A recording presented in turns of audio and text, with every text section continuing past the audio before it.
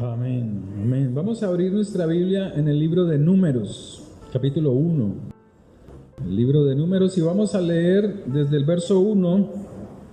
Dice así: habló Jehová a Moisés en el desierto de Sinaí, en la suca, en el tabernáculo de reunión, en el día primero del mes segundo, en el segundo año de su salida de la tierra de Egipto, diciendo: tomad el censo de toda la congregación de los hijos de Israel por sus familias, por las casas de sus padres, con la cuenta de los hombres, todos los varones por sus cabezas, de 20 años arriba, todos los que pueden salir a la guerra en Israel, los contaréis, tú y Aarón por sus ejércitos.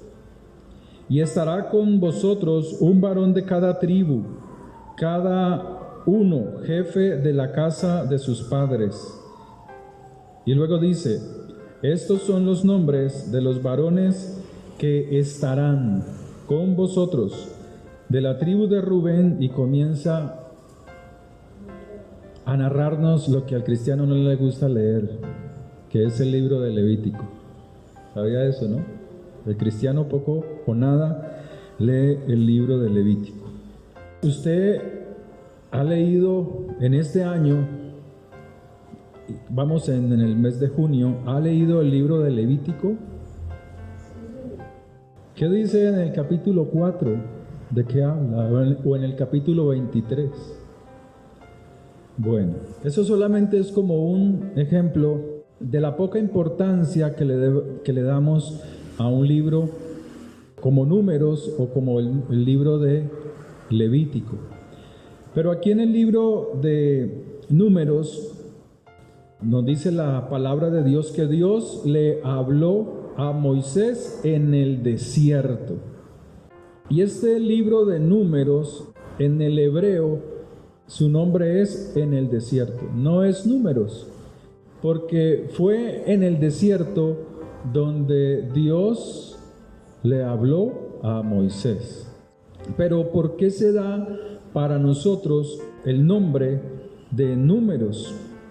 Porque cuando la tradujeron del hebreo al griego, lo que ellos vieron fue que había un número, o se daba una numeración de las tribus de Israel, de cuánta cantidad de personas era la nación de Israel que estaba en el desierto. Números menciona muchos censos, se hacen muchos censos en este libro. Estos sabios judíos que lo tradujeron o lo nombraron al griego como el libro de Números. Pero en este libro Moisés nos cuenta todos los varones censados del pueblo de Israel, mayores de 20 años, capaces de ir a la guerra.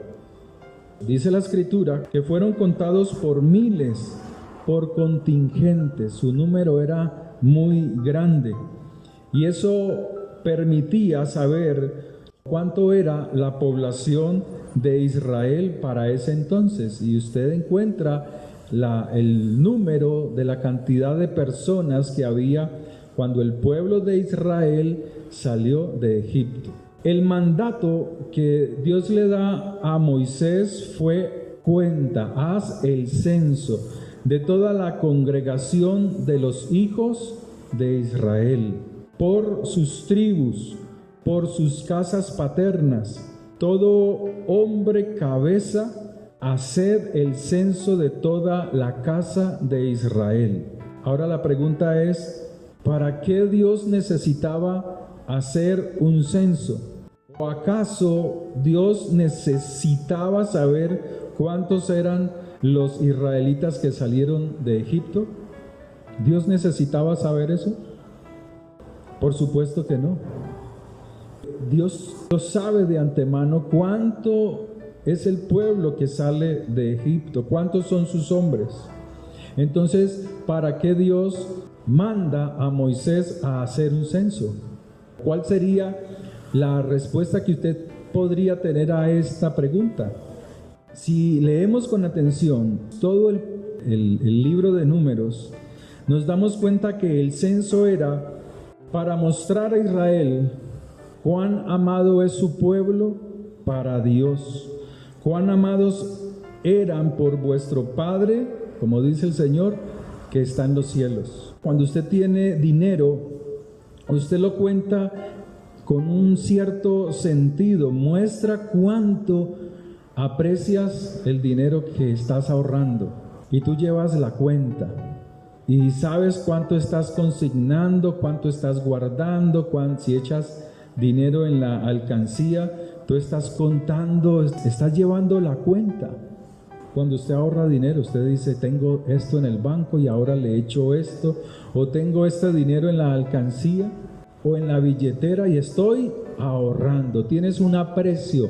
No estoy hablando de idolatría, estoy hablando de que tienes o muestras cuánta estima tienes por lo que estás haciendo, guardando algo que es importante para ti.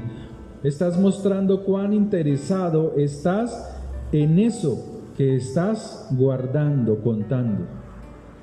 Entonces aquí, en este pasaje, hay un mensaje que todos necesitamos oír, que todos necesitamos volver a escuchar, y es que a pesar de cómo vayan las cosas en este mundo o cómo esté la situación para nuestra vida, tenemos a un Dios, a un Padre eterno, a un Señor y Dios que se interesa por nosotros.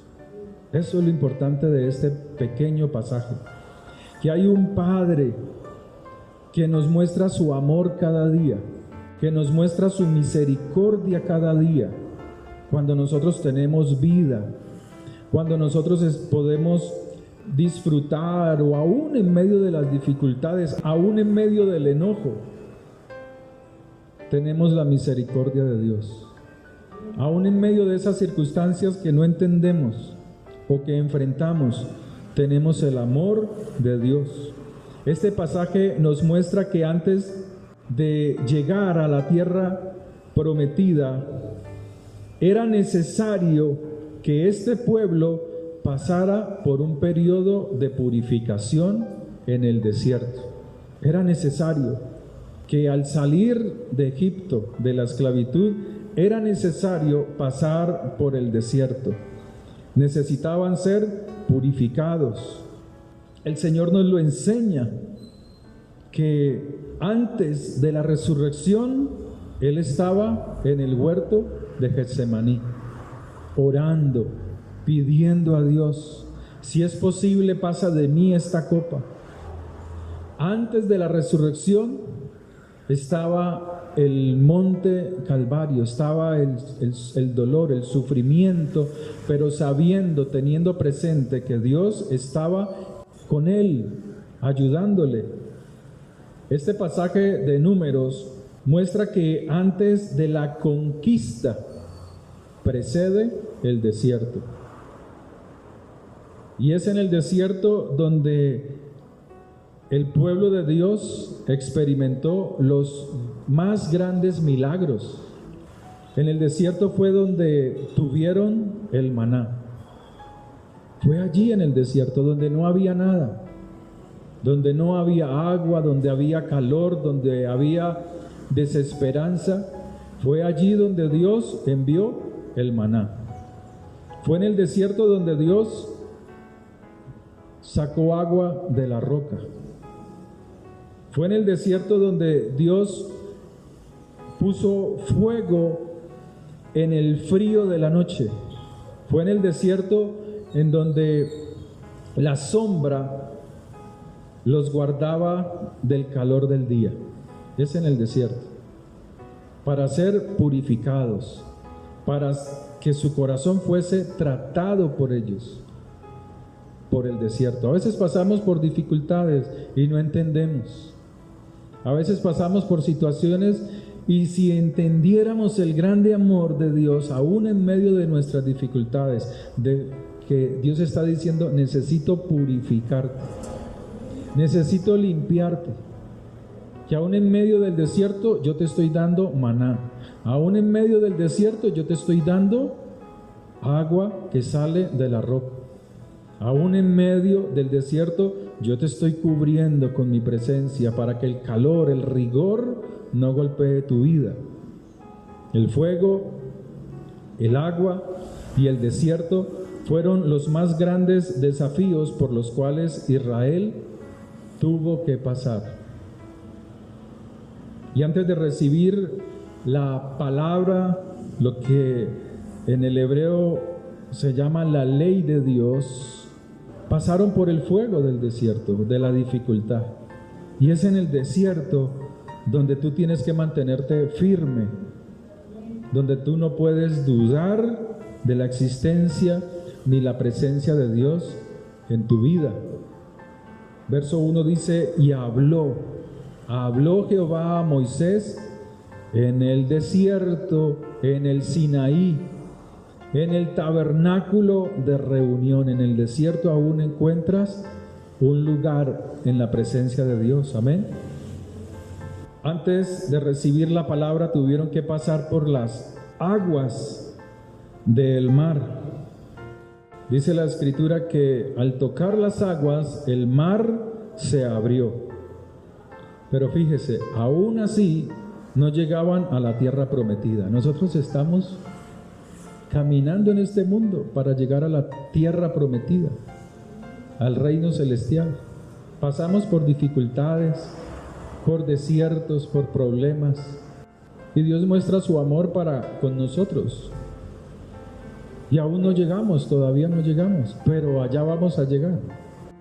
Tuvieron que llegar al desierto y caminar por en medio de él, donde no había otra forma de sobrevivir, sino confiar en el poder, en el Padre que está en los cielos. Cuando tú pasas por dificultades, cuando este pueblo pasó por esta dificultad, estaban siendo purificados, enseñados para que entendieran, comprendieran lo que es confiar en el Señor en medio del desierto. Y todo esto tenía un propósito. Todo en Dios tiene un propósito, un objetivo, y era purificarlos. Pero la pregunta es, ¿purificarlos de qué? ¿De qué necesitaban ser purificados? Necesitaban ser purificados para que comprendieran, escuche esto, comprendieran las prioridades adecuadas para su vida. ¿Qué era lo verdaderamente necesario para su vida? Para que supieran diferenciar entre lo que realmente es importante y lo que solamente son adornos temporales para nuestras vidas. Dios nos habla en este pasaje tantos impedimentos que tenemos, ir eliminando todo impedimento que nos permita el crecimiento en Dios, la confianza en Dios. Hay cosas que tenemos que no nos permiten confiar plenamente en Dios, tener una relación adecuada con nosotros mismos, con Dios mismo y con las demás personas. El Señor enseña en su palabra la necesidad de despojarnos de todo aquello que nos impide nuestra elevación espiritual, de todo aquello que nos impide tener una conciencia sana espiritualmente. Y Él dice, porque la vida del hombre no consiste en la abundancia de los bienes que posee, sino ¿de qué? Y a veces estamos apegados,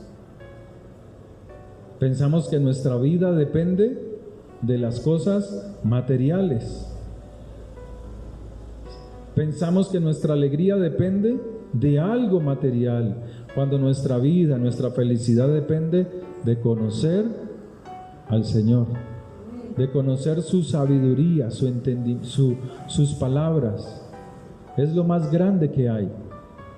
La palabra de Dios fue entregada en el desierto, donde caía día a día el maná. Cada día el Señor iba alimentando a su pueblo en medio del desierto.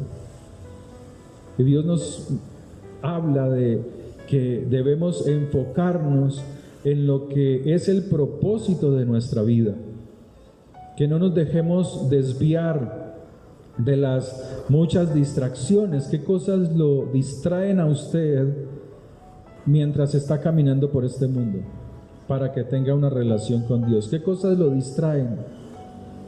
¿Qué cosas tiene usted en su mente, en sus pensamientos, que lo distraen para buscar la presencia de Dios?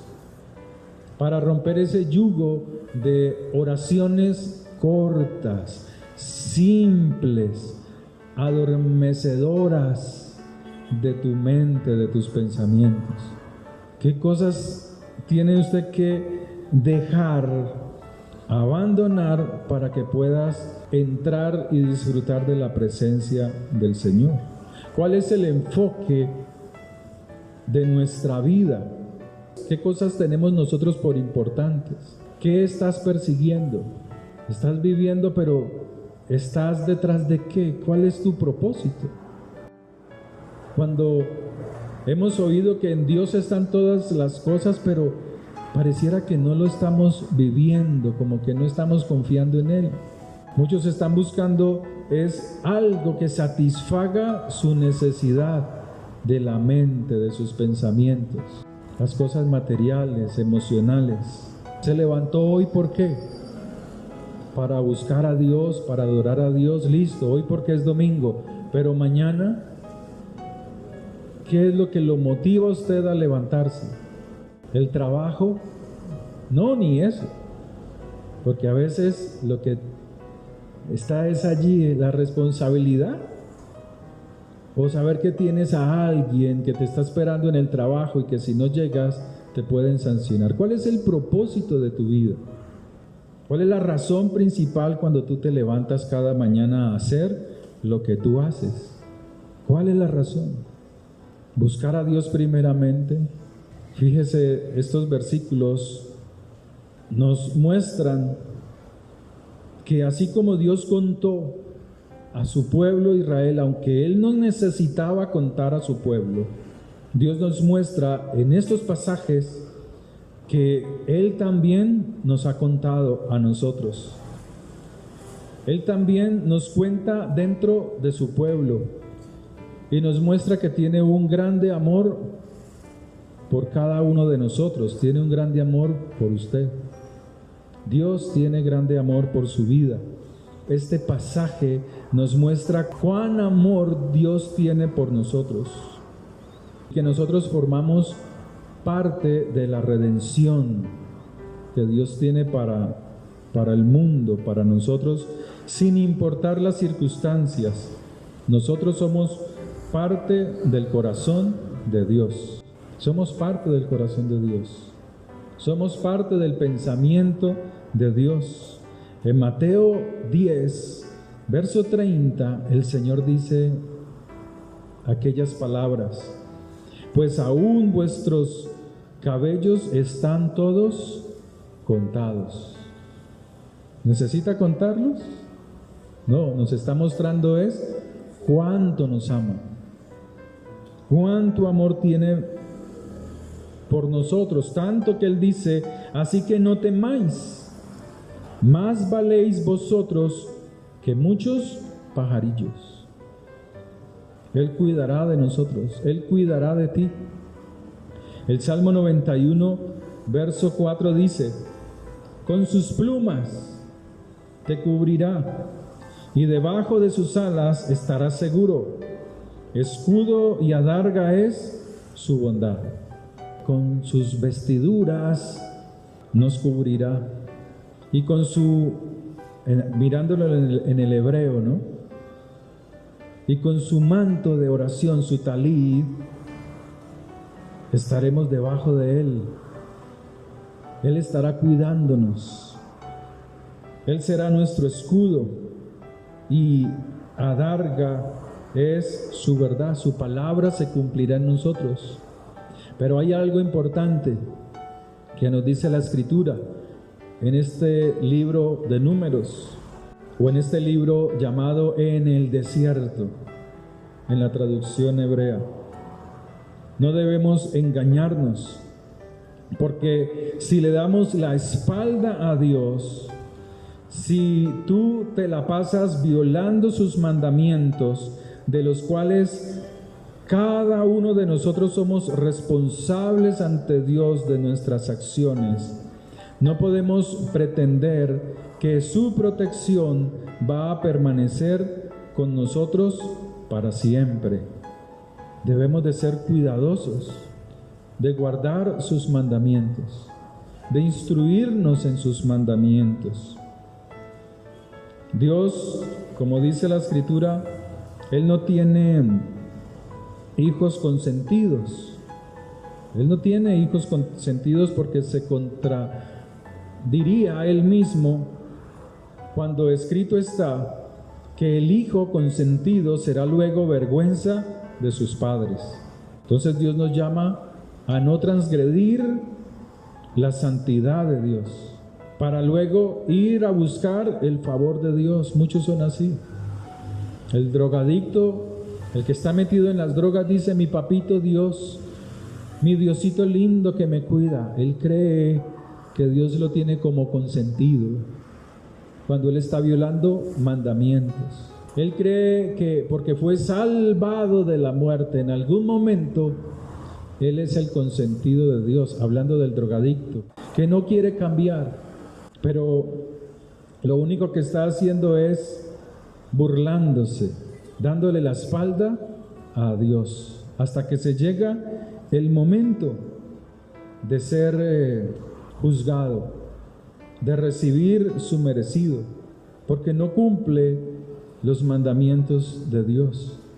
Amarás a tu Dios con todo tu corazón, con toda tu alma, con toda tu mente, con todas tus fuerzas. Amarás a tu prójimo como a ti mismo. No cumple ese primer mandamiento. Aquellos que no cumplen los mandamientos de Dios son entregados a naciones humildes y a todas sus bestias, dice Deuteronomio 28, 47. Podemos leerlo desde el verso 46. Y será en ti por señal y por maravilla, y en tu descendencia para siempre. Serán por maravilla las maldiciones, por cuanto no serviste a Jehová tu Dios con alegría. ¿Cómo sirves tú al Señor? ¿Con alegría o con tristeza? Alegres, felices. Vamos a orar. Hoy no puedo. Vamos a clamar por nuestra nación. Tonterías. Vamos a ofrendar. Se roban la plata. Van a diezmar.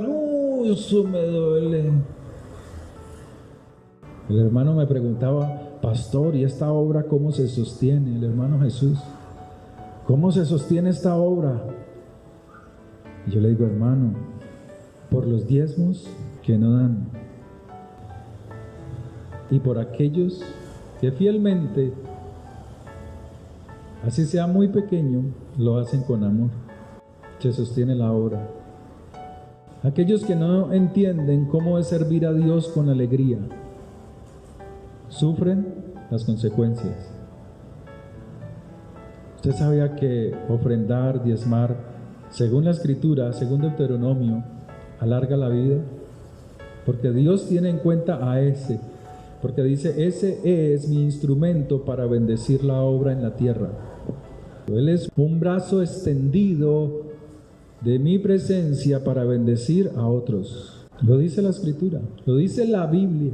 Por cuanto no serviste a Jehová tu Dios con alegría y con gozo de corazón. Entonces muchos sirven a Dios no con alegría, no de corazón, sino por necesidad. Y cuando hay necesidad, no toca el corazón de Dios. No lo toca. Por la abundancia de todas las cosas. O sea, Dios los había bendecido, y habiéndolos bendecido abundantemente, eran egoístas para con Dios, tacaños para con el Señor. Se burlaron de sus mandamientos. Y servirás por tanto a tus enemigos, que enviaré Jehová contra ti. Pero ¿cuáles enemigos son estos? Los más débiles. O sea, los más débiles se harán fuertes cuando el pueblo de Dios desobedece a sus mandamientos, cuando no les sirven con alegría. Tienes que depender de los más débiles, con hambre y con sed y con desnudez y con falta de todas las cosas, y Él pondrá yugo de hierro sobre tu cuello hasta destruirte.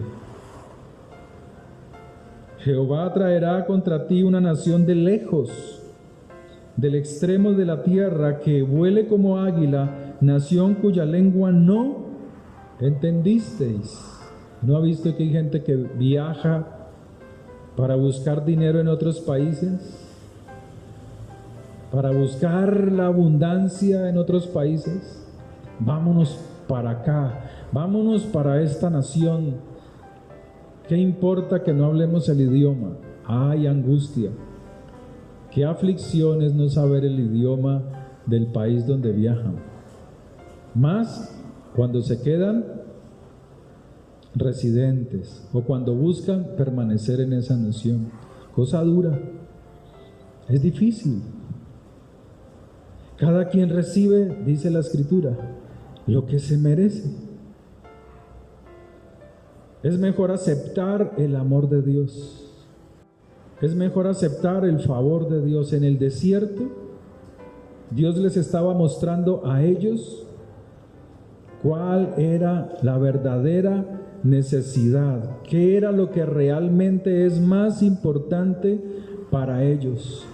Lo más importante para ellos no eran sus adornos ni sus riquezas. No, era primeramente es conocer a Dios, porque sabían, porque Dios les estaba mostrando que ellos iban a entrar a una tierra prometida. Alguna vez iba con mi hermano hacia Córdoba, por Buenaventura. Teníamos que viajar cada 15 días. Y llegábamos primero era a Córdoba, a un corregimiento cerca de Buenaventura, como unos 30 minutos, a nadar en el río de agua. Una belleza de río para esa época, no sé cómo está ahora. Transparente, se veía los colores, una belleza.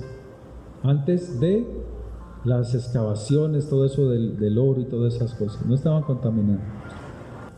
Llevábamos plata, dinero para comprar cosas. Dijeron, no, con esto compramos gaseosa, la comida, el refrigerio.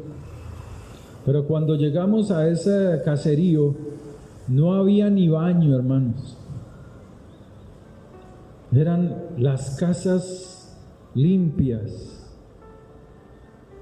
Las casas no tenían asientos, las casas no tenían mesas de comedor, no tenían sillas de comedor, no había televisión, eran casas de madera. Y nosotros buscando con otras personas que fuimos, ¿dónde comprar el alimento para nosotros? ¿Dónde comprarlo? Y no había. El dinero no valía nada. Eso era lo que uno pensaba. Y con el calor del sol. Entonces llegamos a una casa de una señora en medio de ese caserío, que estaba fabricando aquellas galletas negras, cucas que les llamamos aquí en el valle. Estaba fabricando y empacando. Y le decía a alguien, señora, ¿cómo tienen las galletas? No, a tanto, las se compraron. Y dice, ¿ustedes por qué no tiene, o sea, por qué no hay muebles, por qué no hay asientos, no hay nada? Dice, porque no lo necesitamos. Nosotros tenemos todo aquí. Podemos sentarnos a la orilla del río, podemos sentarnos afuera ahí en los árboles. No lo necesitamos. ¿Por qué? ¿Ustedes de dónde son? Dice, no, nosotros vivimos en Cali. Dice, ¿y por qué están aquí si son de Cali? Dice, no, porque estamos de paso por aquí. Estamos de paso. Veníamos con lo necesario. Pensamos que podíamos comprar cosas para solamente alimentarnos.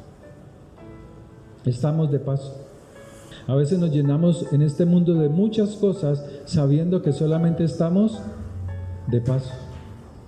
Sabiendo que nos espera algo mejor, pero estamos preocupados, como dice Mateo capítulo 6 o 7. ¿Por qué estáis afanosos? ¿Por qué estáis angustiados? No os afanéis por el día de mañana, porque el día de mañana traerá los motivos para que te preocupes, para que te afanes.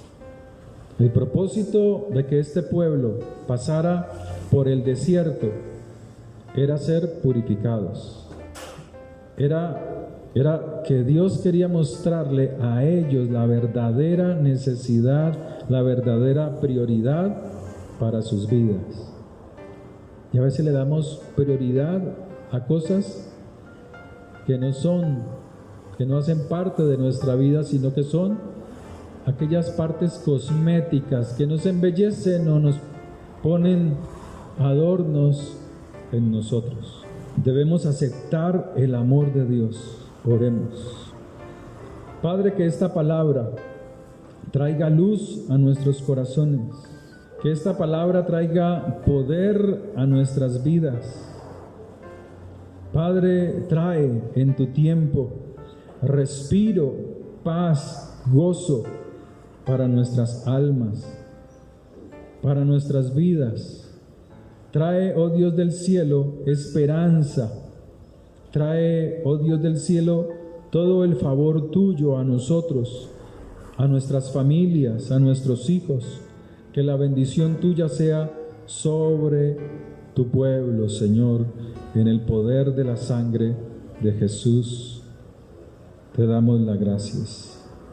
Padre, oro por este pueblo tuyo, Señor. Como dice tu palabra en el libro de Números, que Jehová te bendiga y te guarde. Jehová haga resplandecer su rostro sobre ti y tenga de ti misericordia. El Señor alce sobre ti su rostro y ponga en ti paz. Que la presencia de Dios sea bendiciéndolos durante todo este comienzo de semana.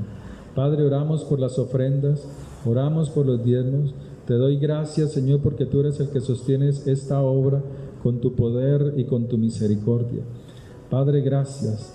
Manda la provisión, Señor. Bendice a los que fielmente lo hacen, Señor. A los que diezman, a los que ofrendan con fidelidad, Señor.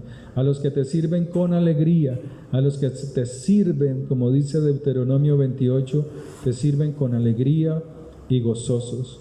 Que la bendición tuya sea también mayor sobre ellos, en el nombre de Jesús de Nazaret. Amén. Que el Señor les bendiga, hermanos, y les prospere grandemente. Quedamos despedidos.